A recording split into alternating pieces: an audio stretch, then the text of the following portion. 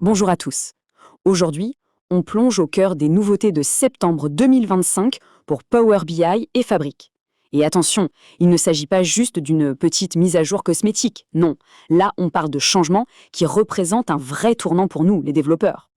L'objectif, c'est de décortiquer ensemble ce qui va concrètement transformer notre manière de travailler, que ce soit sur la modélisation ou la création de rapports, surtout si on est dans une démarche de montée en compétences continue. Voilà exactement notre fil conducteur pour cette session. On va procéder en deux temps. D'abord, on va se concentrer sur ce qui est solide, ce qui est stable, les outils qui sont maintenant prêts pour la production. Ça, c'est pour consolider nos bases. Et ensuite, on se projettera, on regardera vers l'avenir avec les fonctionnalités qui sont encore en avant-première. C'est vraiment une approche stratégique. Maîtriser parfaitement les outils d'aujourd'hui pour mieux anticiper et préparer ceux de demain. Alors, voici le programme. On va d'abord jeter un œil aux outils qui sont passés en disponibilité générale, nos nouveaux standards en quelque sorte. Ensuite, on explorera les préversions, histoire de voir ce qui nous attend. Puis, on verra comment appliquer tout ça de manière très concrète et on terminera avec une petite synthèse, un peu comme une fiche de révision pour la certification PL300. Allez, on attaque. Ok, plongeons directement dans le vif du sujet. Cette première partie est consacrée à tout ce qui est maintenant finalisé, testé et qu'on peut intégrer dans nos projets de production en toute confiance. Voyez ça comme les nouvelles fondations, les nouveaux piliers de notre environnement de développement au quotidien. Franchement, qui n'a jamais pesté contre ce cycle infernal? Le moindre petit ajustement, la moindre correction de mesure. Et hop, il fallait lancer Power BI Desktop, faire le changement, publier, attendre que ça charge, puis aller vérifier.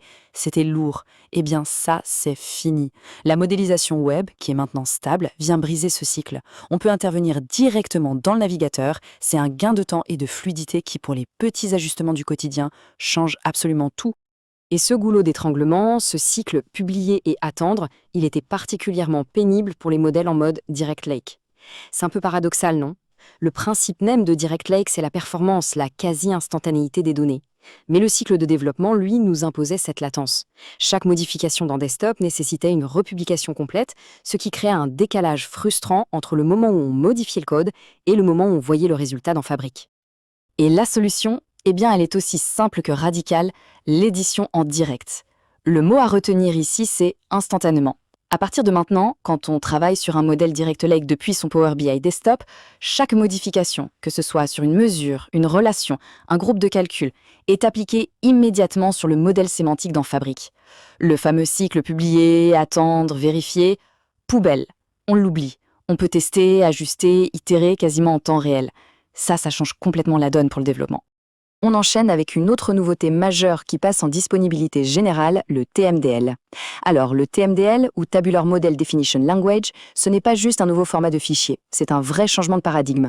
On quitte une approche purement visuelle, à base de clics, pour aller vers une approche code first. Qu'est-ce que ça veut dire? Ça veut dire que l'intégralité de notre modèle, les tables, les colonnes, les relations, les mesures, absolument tout, peut maintenant être décrite et gérée sous la forme de simples fichiers texte. Et là, les implications sont colossales. Pouvoir gérer son modèle comme on gère du code applicatif, ça ouvre la porte à l'industrialisation de la BI. On peut enfin versionner notre modèle avec guide, suivre précisément qui a changé quoi et pourquoi. On peut automatiser les déploiements via des pipelines de CI/CD. On peut comparer deux versions du modèle ligne par ligne pour comprendre les modifications. En fait, on intègre les pratiques DevOps qui sont un standard dans le développement logiciel directement dans notre monde de la BI. Ça professionnalise, ça fiabilise et ça sécurise énormément nos développements. Bon, on a vu les outils solides qu'on peut utiliser dès maintenant. Passons à la suite. Mettons nos lunettes de visionnaire et projetons-nous un peu dans le futur proche, avec les fonctionnalités qui sont actuellement en préversion. Elles ne sont pas encore totalement finalisées, mais c'est là que se dessine la prochaine grande évolution de nos métiers de développeurs de données. Voilà une question qui, je suis sûre, va parler à beaucoup de monde. C'est un grand classique de la douleur en BI. Les fonctions temporelles standards en DAX, elles sont super, mais elles sont rigides. Elles partent du principe qu'on travaille tous sur un calendrier grégorien classique. Sauf que dans la vraie vie, dès qu'un besoin métier s'en écarte, une année fiscale qui commence en juillet, un calendrier retail de type 4-5-4, un calendrier de production spécifique, on se retrouve à écrire des formules DAX à rallonge, complexes et surtout très difficiles à maintenir. La solution, qui arrive en préversion, s'appelle Enhanced DAX Time Intelligence et elle nous redonne enfin le contrôle. Le principe est d'une simplicité désarmante. À partir de notre table de date, qui doit évidemment contenir les colonnes de notre calendrier personnalisé, une nouvelle interface va nous permettre de définir formellement un calendrier métier. On lui donne un nom, comme fiscal juillet, et on mappe nos colonnes. Ça, c'est mon année fiscale. Ça, c'est ma semaine 454, etc. Et c'est tout. Le point clé, c'est qu'on enseigne au modèle la logique temporelle unique de l'entreprise. Et regardez l'impact direct sur le code DAX. C'est là que c'est magique. Une fois que notre calendrier Retail 454 a été défini dans le modèle, un calcul tout bête, comme un cumul depuis le début de la semaine, week to date, devient d'une clarté absolue. Fini les formules alambiquées pour recalculer les débuts et fins de semaine, on utilise la fonction standard et on lui passe simplement en paramètre le nom de notre calendrier personnalisé. Le DAX devient non seulement plus lisible parce qu'il exprime clairement l'intention métier, mais il devient surtout plus fiable car toute la logique complexe est centralisée à un seul endroit, dans la définition du calendrier. On passe à un autre dilemme classique de l'architecte BI, le fameux compromis entre performance et flexibilité. D'un côté, on a le mode Direct Lake, qui offre des performances et une fraîcheur de données absolument exceptionnelles, surtout pour les très gros volumes de données qui sont stockés dans OneLake. Et de l'autre côté, on a le bon vieux mode Import, qui lui offre une flexibilité totale pour aller se connecter à n'importe quelle source de données. Jusqu'à présent, il fallait souvent choisir son camp et donc faire des compromis. Eh bien, ce compromis n'a plus lieu d'être. La solution qui arrive en préversion, c'est la possibilité de construire des modèles dits hybrides directement dans l'interface de modélisation web. On peut maintenant créer un modèle sémantique unique qui va combiner le meilleur des deux mondes. On peut avoir nos énormes tables de faits en mode Direct Lake pour la performance et à côté, dans le même modèle, nos tables de dimensions qui viennent d'une base SQL en mode Import. On ne choisit plus, on combine. Ah, le fameux DAX spaghetti. C'est une situation que tout développeur Power BI a connue. On a une logique métier un peu complexe à implémenter, on la développe une première fois, ça marche. Et puis on a besoin d'une variation, alors on copie-colle, on modifie un peu, et on se retrouve avec la même logique dupliquée dans 5, 10, 20 mesures différentes. Chaque copie devient alors une nouvelle source potentielle d'erreur, un nouvel endroit à mettre à jour. La complexité du modèle explose et il devient très fragile. La solution à ce problème s'appelle les fonctions définies par l'utilisateur en DAX, ou UDFs en anglais. L'idée est à la fois simple et extrêmement puissante. La métaphore des briques de Lego est parfaite pour ça. Il s'agit de la capacité de créer nos propres fonctions DAX. Des fonctions personnalisées qui vont encapsuler une logique métier, qui peuvent accepter les paramètres et qu'on peut ensuite réutiliser absolument partout dans notre modèle. C'est un concept de base en programmation qui arrive enfin dans le monde du DAX. Et les bénéfices, ils sont directement tirés des bonnes pratiques du développement logiciel. D'abord, la modularité. On peut décomposer un problème très complexe en plusieurs petites fonctions plus simples à gérer. Ensuite, la maintenabilité. Un changement de règle de calcul, on le fait à un seul endroit, dans l'UDF, et la modification se propage automatiquement partout. La clarté. Nos mesures principales deviennent beaucoup plus courtes et lisibles. Et enfin, la fiabilité, car on applique le principe fondamental « Don't repeat yourself », ne vous répétez pas. En bref, on se dote d'outils pour écrire un DAX beaucoup plus professionnel et robuste.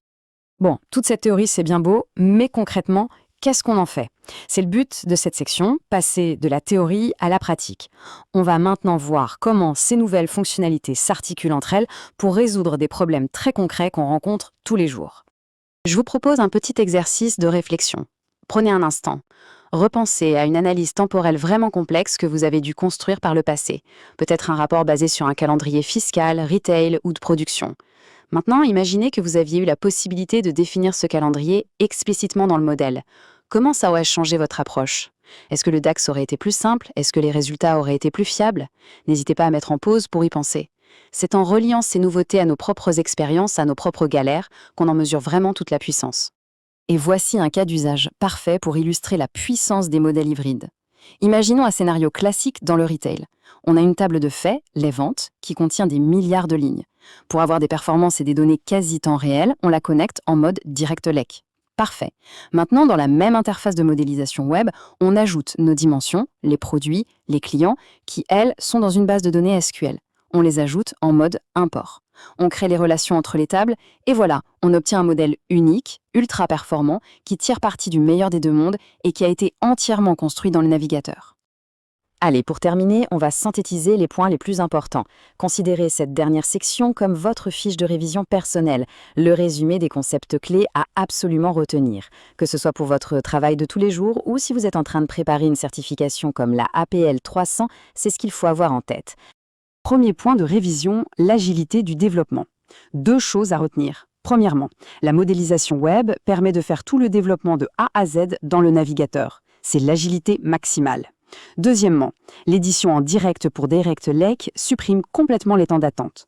Le message central, c'est que notre cycle de développement est radicalement plus rapide et plus flexible qu'avant. Deuxième point de révision, cette fois-ci centré sur le DAX. D'un côté, l'intelligence temporelle améliorée nous donne enfin un contrôle total sur la logique des calendriers métiers. De l'autre, les UDF nous apportent la modularité et la maintenabilité issues des meilleures pratiques de développement. L'idée forte à retenir, c'est qu'on peut désormais écrire un DAX qui est non seulement plus puissant, mais surtout qui est plus robuste, plus propre et bien plus aligné sur la logique réelle de l'entreprise. Et on termine avec une question pour ouvrir la réflexion. Quand on regarde tous ces nouveaux outils, le TMDL, les modèles hybrides, les UADF, on se rend compte que le rôle du développeur Power BI est en pleine mutation. On passe progressivement du statut de constructeur de rapports à celui de véritable architecte de solutions de données. La question qu'on peut se poser, c'est comment ces évolutions vont-elles concrètement influencer nos méthodes de travail et l'agilité de nos équipes ? Voilà qui conclut notre tour d'horizon. La balle est dans notre camp maintenant. À très bientôt.